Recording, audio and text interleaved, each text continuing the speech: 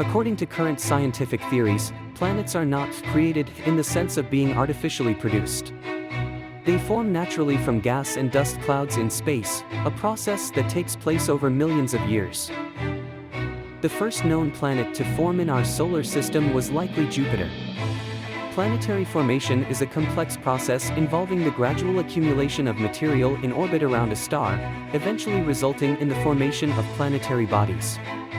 Therefore, it's not possible to determine a first planet definitively, but Jupiter is often considered one of the earliest to form due to its mass and orbital position. It's worth noting that the universe contains countless planets in various solar systems, and each of them underwent its own formation process. Direct observation of the early stages of planetary formation is extremely challenging, but scientists have learned a lot about the process through studies of young stars, protoplanetary disks, and computer simulations. Planetary formation is a fascinating process that takes place in dusty and gaseous regions of space known as protoplanetary disks or circumstellar disks. Here's some more information about the stages of planetary formation. Formation of a protoplanetary disk. Planets form from the remnants of a rotating cloud of gas and dust left over after a star's formation.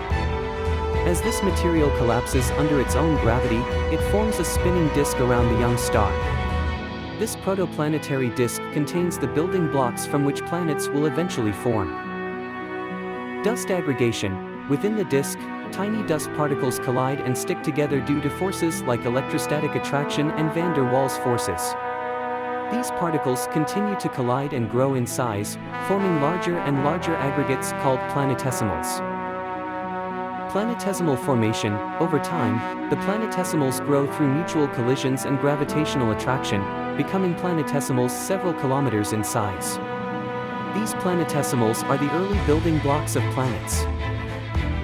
Accretion of gas and dust. As planetesimals continue to collide and grow, they begin to accumulate gas from the surrounding disk, particularly if they are large enough and located in the disk's gas-rich regions. The larger the planetesimal, the stronger its gravitational pull becomes, allowing it to attract even more material.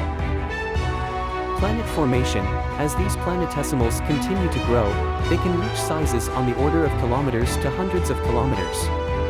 Once a planetesimal's mass becomes large enough, its gravitational attraction becomes significant enough to shape its orbit and attract more gas and dust. This marks the transition from planetesimal to protoplanet. Clearing the orbit, the protoplanet's gravitational interaction with the surrounding disk and other protoplanets can cause it to migrate within the disk. It can also clear out its orbital path, sweeping up or scattering nearby debris. Final stages. Over millions of years, the protoplanet continues to accrete gas and dust, growing into a full-fledged planet.